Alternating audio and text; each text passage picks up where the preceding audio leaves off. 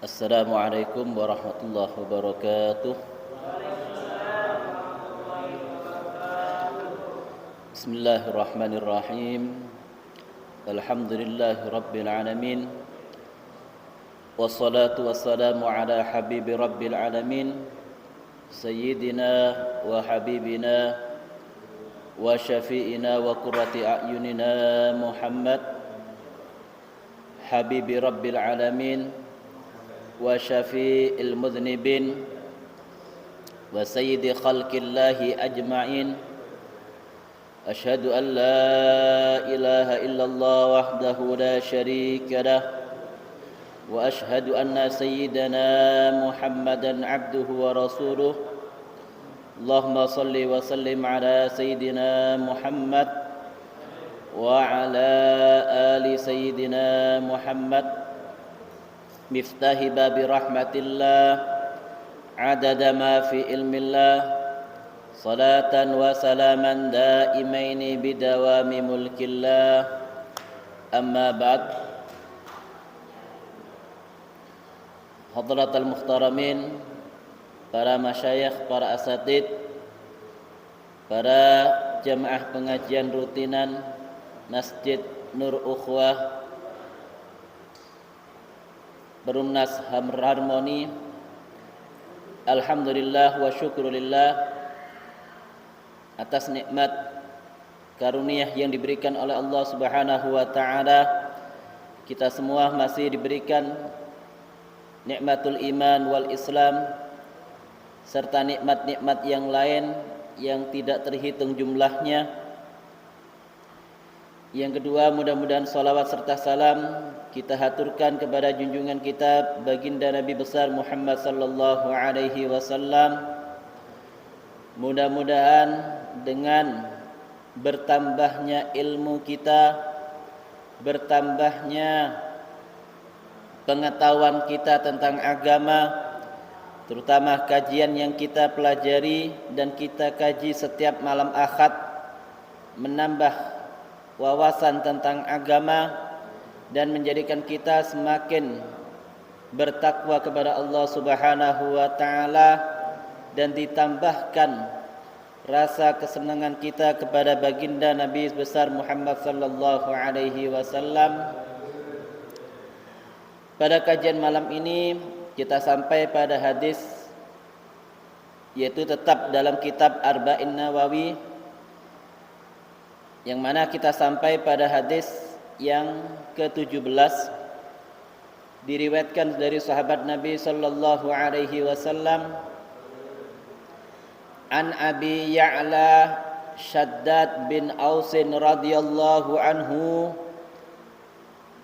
anin Nabi sallallahu alaihi wasallam, dari sahabat Nabi sallallahu alaihi wasallam Abu Ya'la Shaddad bin Aus radhiyallahu anhu, dari Nabi sallallahu alaihi wasallam, Nabi sallallahu alaihi wasallam bersabda, innallaha katabal ihsan ala kulli syai'in. Sesungguhnya Allah Subhanahu wa taala mewajibkan, memerintahkan untuk berbuat kebaikan atas segala sesuatu. Fa idza qataltum fa ahsinul qitlatah, dan apabila kalian membunuh, bunuhlah dengan cara yang terbaik. Wa idza dzabhtum fa ahsinud dzibhatah, ketika kalian menyembelih satu binatang, sembelihlah dengan cara yang baik. Wal yukhidda ahadukum syafratahu, dan hendaklah seorang dari kalian yang ingin menyembelih hayawan menajamkan pisau atau belati yang dibuat untuk menyembelih. Wal yuriha dzabihatahu, dan mengenakkan hewan yang akan disembelih. Rawahu Muslim, hadis ini diriwayatkan oleh Imam Muslim.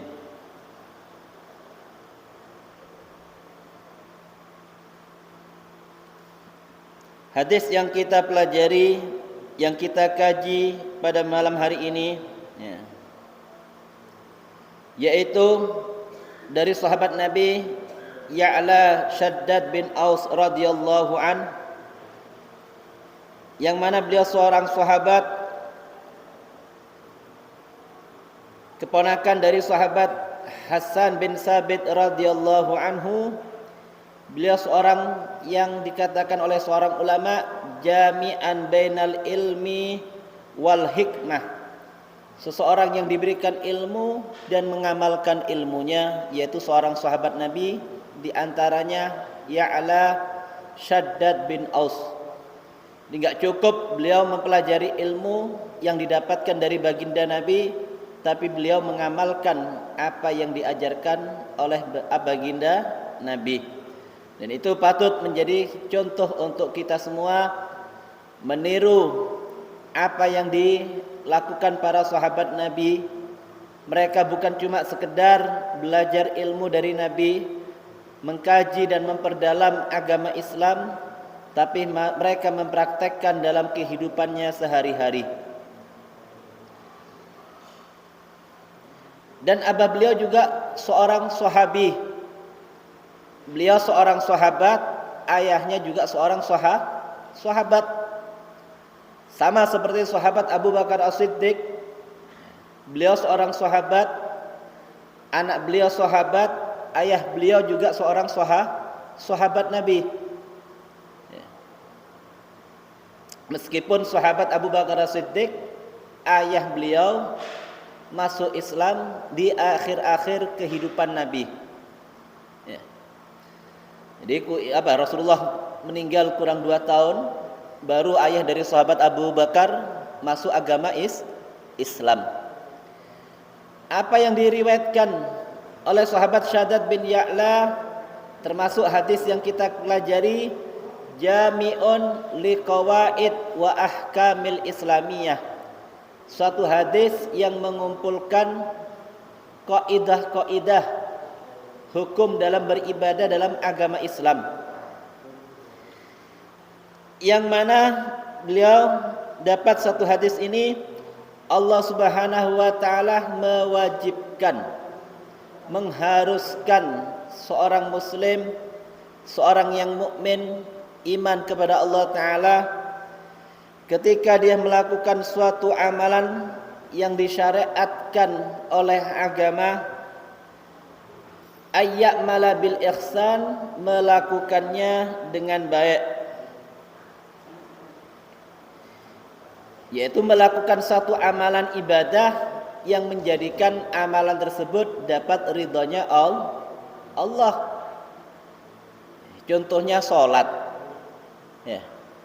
Sholat kira-kira sholat tadi gak memenuhi apa yang diajarkan syariat, gak ada tumak ninanya, gak ada tumak ninanya sholat, berarti kan sudah mengurangi rukun sholat. Sedangkan dalam sholat, termasuk rukunnya sholat, hendaknya ada tumak ninah di waktu sholat. Orang yang melakukan zakat, ngasihkan zakatnya gak benar. Misalnya ada fakir miskin, beras atau hartanya dilemparkan.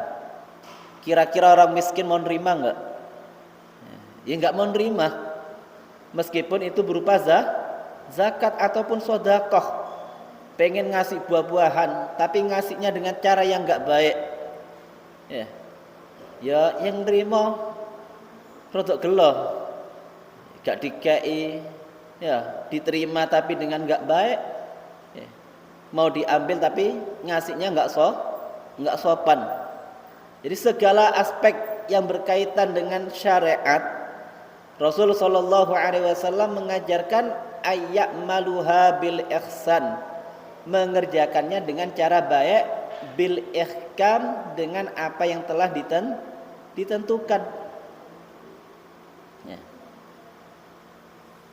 Ya, misalnya sholat tarawih niku.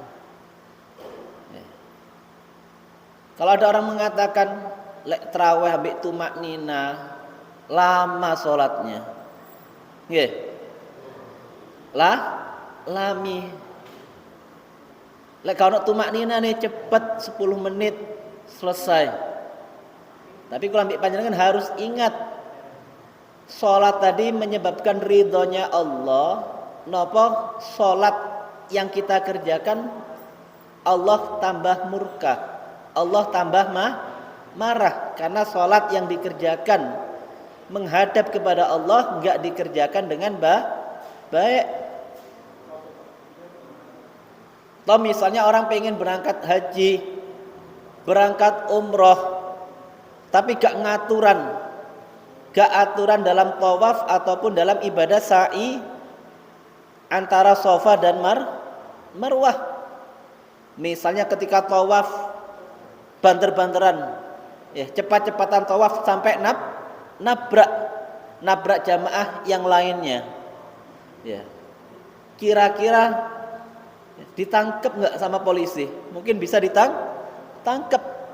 Ya. Sama Allah Subhanahu wa taala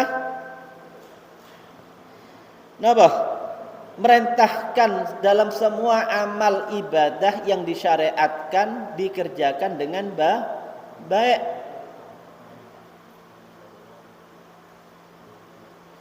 Ini Allah Ta'ala menganjurkan semua amal itu dikerjakan dengan ketentuan yang telah ditentukan Allah. Ke diri kita sendiri diperintahkan dengan kebaikan. Misalnya kita ngajak diri kita berbuat ibadah dan taat, menjauhi larangan dan kemaksiatan, dan tidak menjerumuskan kepada hal-hal yang negatif. Ini sudah termasuk berbuat kebaikan kepada diri sendiri. Nyaa apa? Basa Jawa nih saaken nang awake dhewe. Kadang kita lihat orang enggak kasihan dengan dirinya sendiri. Wa ma zalamnahum walakin anfusahum yadzlimun. Allah Ta'ala berfirman, kami enggak menzalimi manusia, tapi kebanyakan manusia banyak yang menzalimi dirinya sendiri, enggak ngerasa kasihan. Dirinya jauh dari Allah, berbuat maksiat gampang. Berarti kan nyakiti, menzalimi dirinya sendiri. Kalau kepada dirinya sendiri enggak mau berbuat baik, enggak mau berbuat ihsan, apalagi kepada orang lain.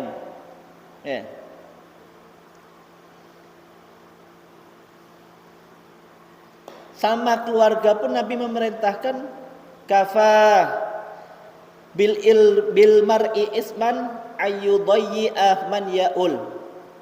Cukup dikatakan suatu perbuatan dosa seorang suami, kepala keluarga menyia-nyiakan keluarganya. Keluarga yang dia nikahi, anak yang dia lahirkan gak mau dinafkahi. Baru lahir dibuang. Kan wonten itu. Enggak sedikit. Baru lahir karena anaknya cacat, malu punya anak cacat, anaknya dibuang. Atau lahirnya dari bukan hasil pernikahan. Padahal anaknya nggak pengen lahir dari luar hasil pernikahan.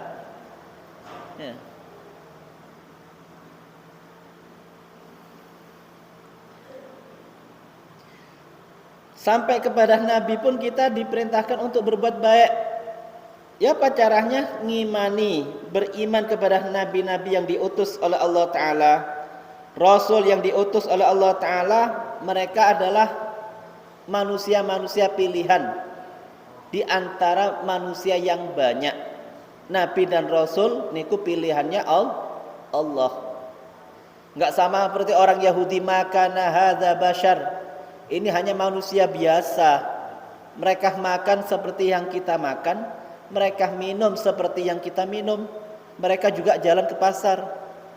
Tapi mereka para nabi, para rasul, seorang yang punya kelebihan di antara manusia yang lainnya.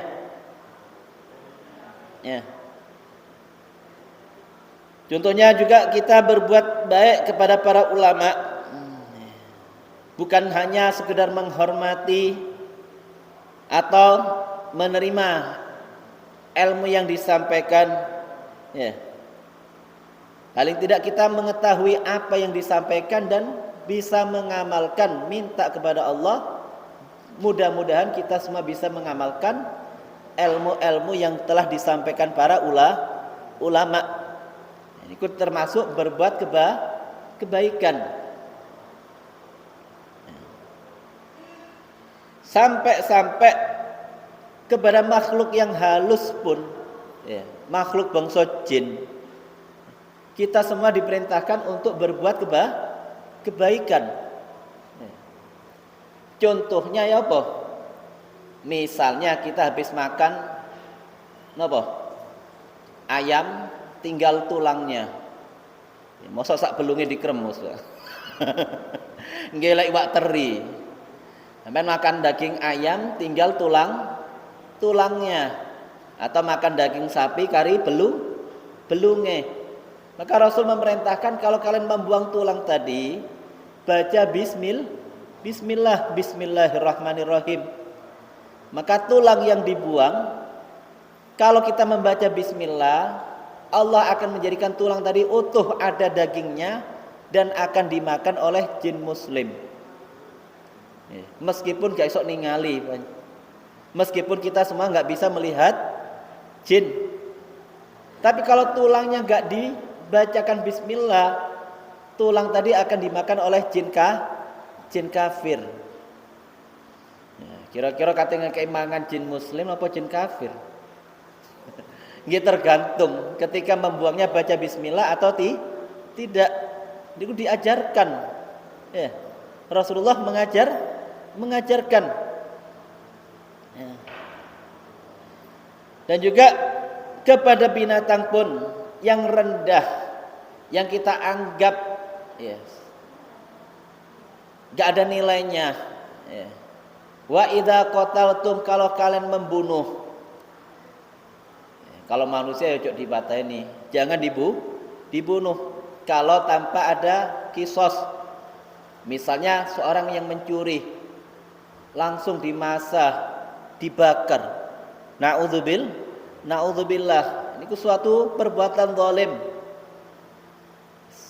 Jaga kapok nyolong sepeda motor, salah tetap, meskipun orangnya sudah mencuri.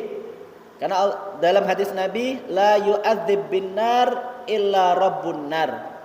Seseorang tadi janganlah menyiksa, mengadab, ya, makhluknya Allah kecuali apa? Dengan memakai api, kecuali yang punya api, yaitu Allah.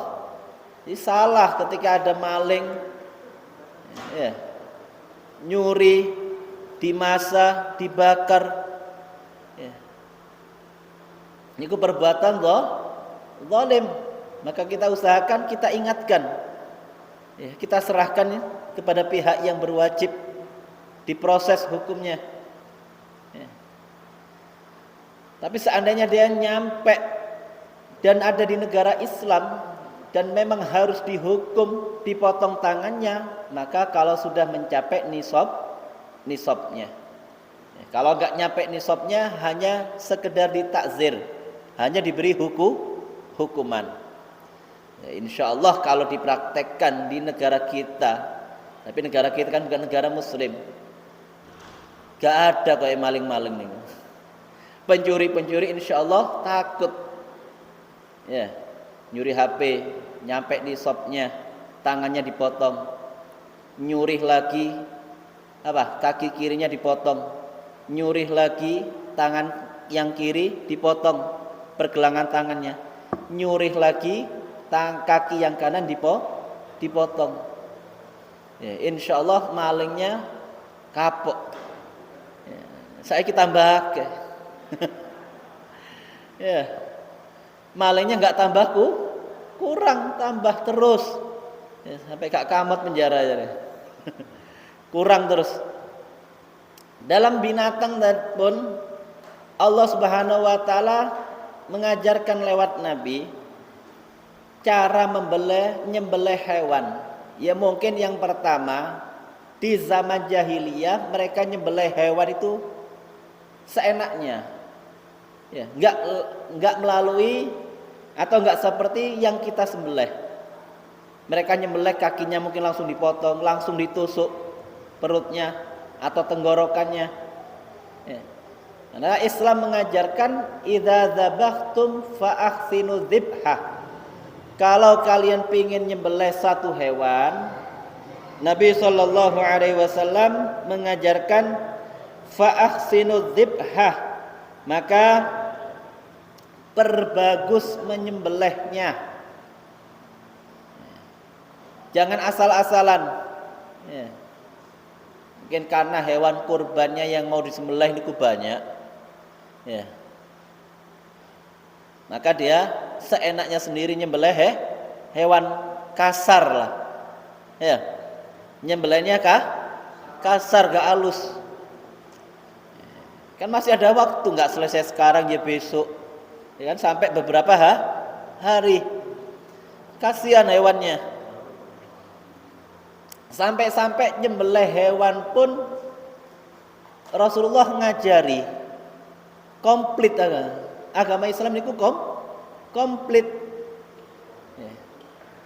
Pertama yang diajarkan oleh Nabi dalam menyembelih hewan, falyukhidda syafaratahu. Caranya menajamkan belati, menajamkan pisaunya. Itu penting. Jangan sampai nyembelih dapat separuh gak landep atau pisaunya tumpul. Ya. Yang disembelih al-khulqum wal mari, tempat nafasnya hewan dan tempat saluran makanan dan minuman hewan niku harus terputus.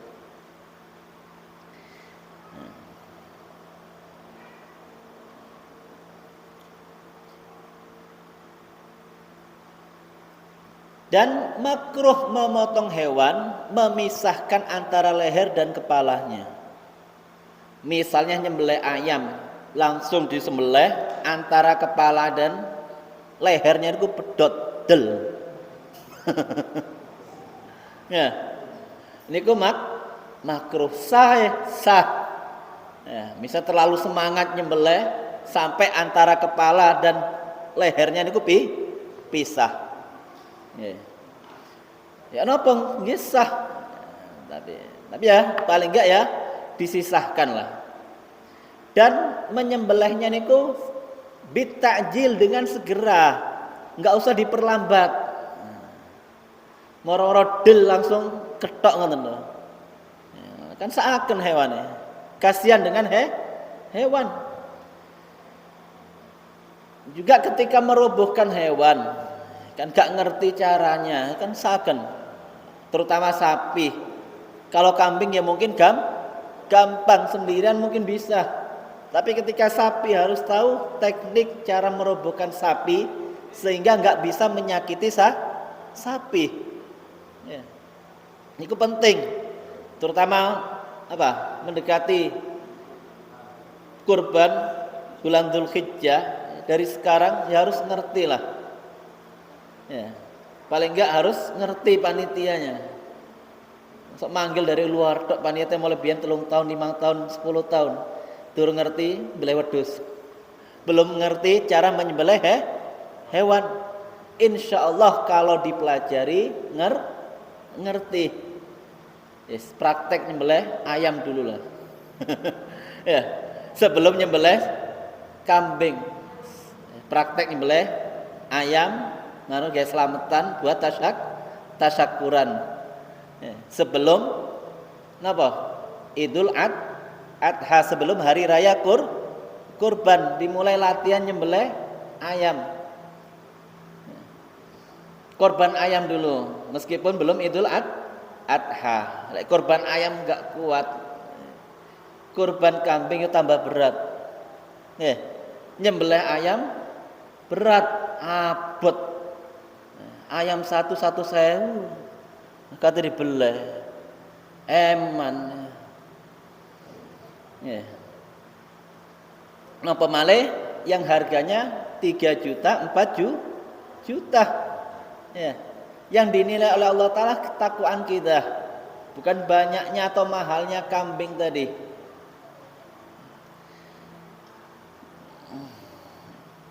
Dan juga wal yuriha dzabihatahu. Hal yang paling penting di dalam menyembelih, mengenakkan hewan, merasa nyaman hewan tadi disembelih. Maka sebelum disembelih, makanan dan minumannya disediakan. Bukan tambah disembelih kurang 2 hari 3 hari, kambing dan sapinya disuruh puasa. Nah, atau ketika mau disembelih, misalnya pengen nyembelih kambing 3, kambing yang 1 mau disembelih, temannya diperlihatkan, nggak jaga perasaannya kambing tadi. Seandainya kambing tadi bisa ngomong, mati aku, koncoku disembelih, mari ngono giliranku. Seandainya kambingnya tadi bisa ngomong, cuma nggak dengar gitu. Jadi ketika kambing tadi disembelih, sapi tadi disembelih, teman-temannya jangan diperlihatkan. Nah, ini penting. Kan ya hewan punya perasaan. Mari ngono giliranku. Gak perasaan blas yang nyembelih itu. Singkirkan, jauhkan. Sekiranya teman-temannya tadi nggak ngelihat. Ya. Nggak usah binatang yang dimakan. Misalnya kita nangkep burung. Burung tadi kita hanya disembelih, nggak dimakan, nuntut nanti di hari kiamat. Ya Allah, si fulan menyembelih diriku sia-sia, disembelih tok nggak dimakan. Ya, kan nggak ada kambing sapi itu yang dipingin sembelih. Wonten sapi, kambing datang sendiri, kan jenengan minta sembelih. Wonten. Ya, cuma Allah menundukkan sapi dan binatang supaya mau. Ya. Kan nggak ada. Jadi ingat masalah kurban ini, dulu ada seseorang yang dermawan. Niku tamu siapapun selalu dihormati. Bahkan sampai disembelihkan kambing meskipun tamunya nggak banyak. Ya, makanya orang dulu itu banyak melihara ayam, di rumahnya banyak melihara kambing untuk persediaan tamu. Ya. Itu ayam mutiara. Ya. Atau ayam-ayam yang untuk lomba suaranya niku. Niku ketika menyembelih kambing tinggal satu-satunya, istrinya mengatakan, wahai suamiku, kambing kita habis, tinggal kambing ini. Kambing yang masih kecil, umurnya nggak sampai 1 tahun. Kata suamiku, ya justru itu senang tamunya. Ya, lek tuwek-tuwek alat. Justru yang masih muda masih enak dagingnya. Ketika selesai disembelih, tamunya dihormati, dimasakkan gulai, sate. Ya. Nggak lama kemudian Allah Subhanahu Wa Taala mengganti dari tembok rumahnya niku apa? Tiba-tiba ada keluar kambing. Ada suara kambing. Allah ganti kambing dari surga. Yang satu kambing tadi mengeluarkan air susu, yang satu mengeluarkan madu. Nggih, kari nambahi telur STMJ menawa. Nggih, niku kuasane Allah, kambing yang digantikan karena dia mau menghormati tamu, memuliakan tamu, Allah menggantikan kambingnya tadi. Sama ada seorang ulama yang Masya Allah lupa namanya. Seorang ulama bukan hanya kambing yang dia sembelih untuk menghormati tamunya, tapi kuda halal lah. Ya. Ibaratnya nggak punya kuda ya sapi lah. Akan kedatangan beberapa tamu. Ya mungkin kalau kita sekarang kan bisa mesen, nggak usah nyembelih. Tapi orang dulu karena memperhatikan tamunya, ya, menghormati tamunya, ngamalkan apa yang dalam hadis Nabi, man kana yu'minu billahi wal yaumil akhir falyukrim dhaifahu. Orang yang beriman kepada Allah dan hari akhir hendaklah memuliakan tamunya. Itu disembelih kudanya. Wahai suamiku, ini kuda kita satu-satunya, kendaraan kita satu-satunya, nggak ada lagi. Pokoknya diomeli lah sama istrinya. Ini sepeda motor satu-satunya kok dijual. Ya, padahal baru selesai kreditnya. Misalnya, ya, mau melihara apa? Kuda, kambing kan susah untuk menghormati tamu. Niku. Maka ketika tahu istrinya yang demikian, gak yakin dengan rizki pemberian Allah Ta'ala, gak yakin kalau kita menjual atau menyembelih apa yang dimakan untuk besok, kendaraan dipakai untuk besok ini apa? Ya. Maka suami tadi menceraikan istrinya. Ya. Ngomel terus gak mari-mari, cepat stroke lah yang lanang. Ya, kan yang menyebabkan cepat stroke nggih niku gak kuat dengan omelannya istri, stres, gak ngalir aliran darahnya, diceraikan istrinya, gak nerima atas apa yang dilakukan oleh suami. Makanya ibu-ibu didukung, suaminya pengen sedekah, monggo kula dukung.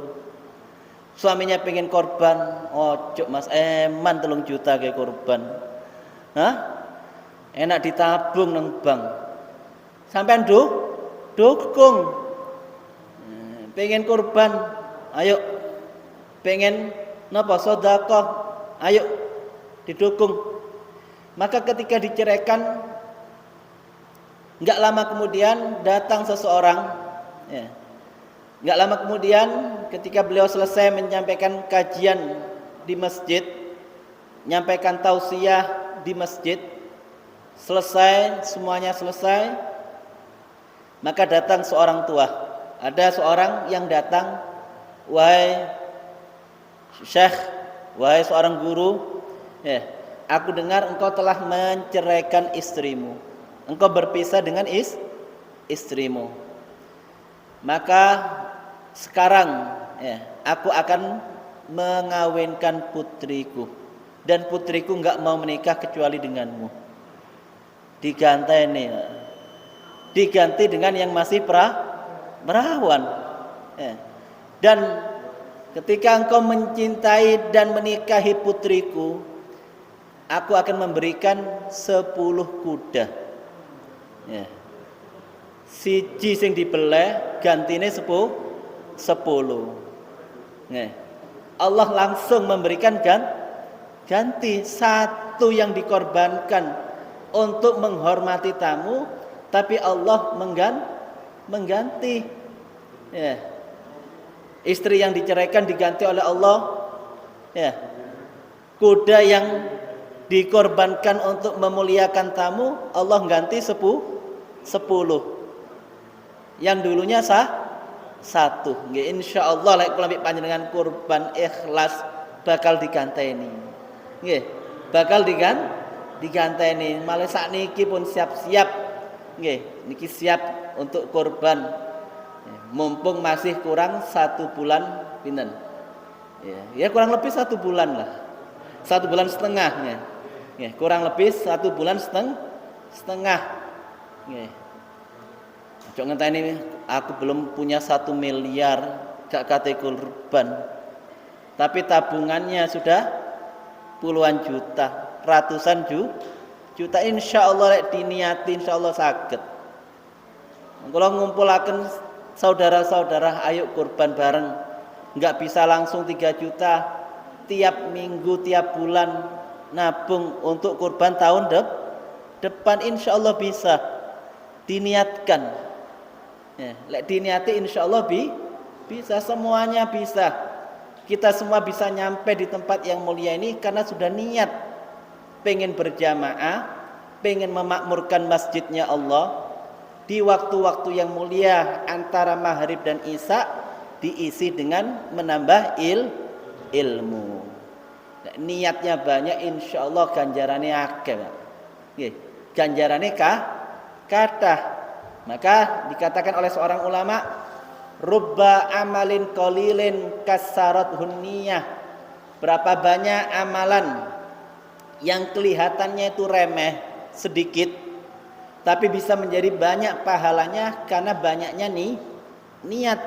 Tapi sebaliknya, berapa banyak amalan yang kelihatannya besar, wow, ya, tapi karena sedikitnya niat, pahalanya dapat sedikit. Makanya setiap amalan ibadah sampai perbanyak niat. Ya, aku niat makan ini supaya kuat ibadah. Niat sholat untuk taqarrub dengan Allah, niat mendekatkan pada Allah, niat ke masjid, niat memakmurkan masjidnya Allah, niat silaturahmi dengan tetangga, niat mengkaji hadis-hadisnya Nabi SAW, dan niat-niat yang lain, insya Allah menjadikan pahala kita semakin banyak. Kan gak nyesel.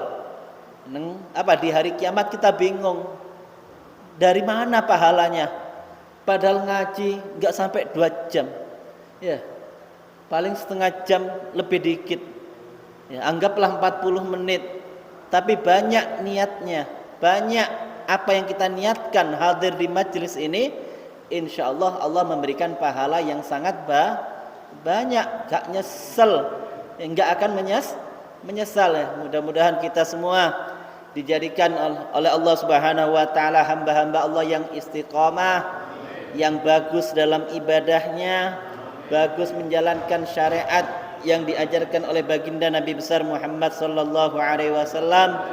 Dijadikan keluarga kita termasuk orang-orang yang ihsan, orang-orang yang ahli berbuat kebaikan, orang-orang yang meniru apa yang diajarkan oleh baginda Nabi besar Muhammad sallallahu alaihi wasallam, dan dijadikan kita orang yang istiqamah menekuni dan melaksanakan sunnah-sunnah baginda Nabi besar Muhammad sallallahu alaihi wasallam.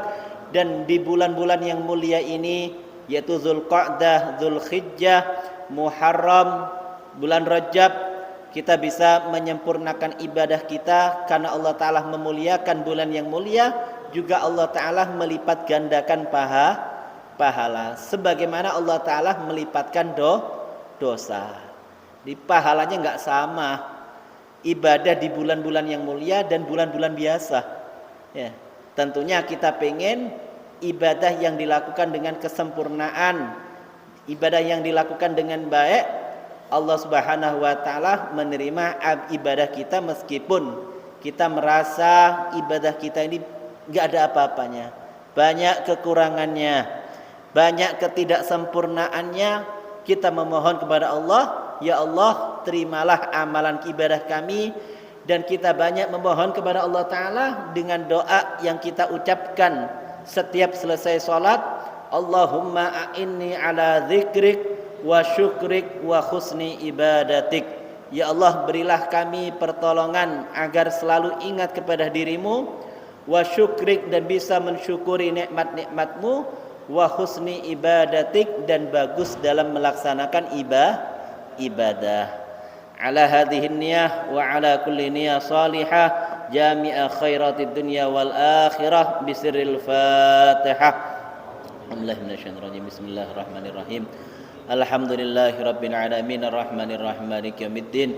Iyyaka na'budu wa iyyaka nasta'in ihdinas siratal mustaqim siratal ladzina an'amta 'alaihim ghairil maghdubi 'alaihim waladdallin. Bismillahirrahmanirrahim. Alhamdulillahirabbil alamin. Ya rabbana lakal hamdu kama yanbaghi li jalali wajhika wa sultanik. Allahumma shalli wa sallim ala sayyidina Muhammad wa ala ali sayyidina Muhammad. Rabbi zidna ilma wa wasi' lana fi rizqina wa barik lana fima razaqtana waj'alna mahbuban fi qulubi ibadik وزيدا في أعينهم واجعلنا وجيها في الدنيا والآخرة ومن المقربين يا كسر النوال يا حسن الفعل يا قائما بلا زوال يا مبدئا بلا مثل فلك الحمد والمنة ولك الشرف على كل حال ربنا هب لنا من أزواجنا وذريتنا قرة أعين واجعلنا للمتقين إماما اللهم اغفر أمة محمد اللهم ارحم أمة محمد اللهم اجبر أمة محمد اللهم أصلح أمة محمد اللهم عافي أمة محمد ربنا ظلمنا أنفسنا وإن لم تغفر لنا وترحمنا لنكونن من الخاسرين وتب علينا إنك أنت التواب الرحيم ربنا آتنا في الدنيا حسنة وفي الآخرة حسنة وقنا عذاب النار وصلى الله على سيدنا محمد النبي الأمي والحمد لله رب العالمين بسر الفاتحة. Assalamualaikum warahmatullahi wabarakatuh.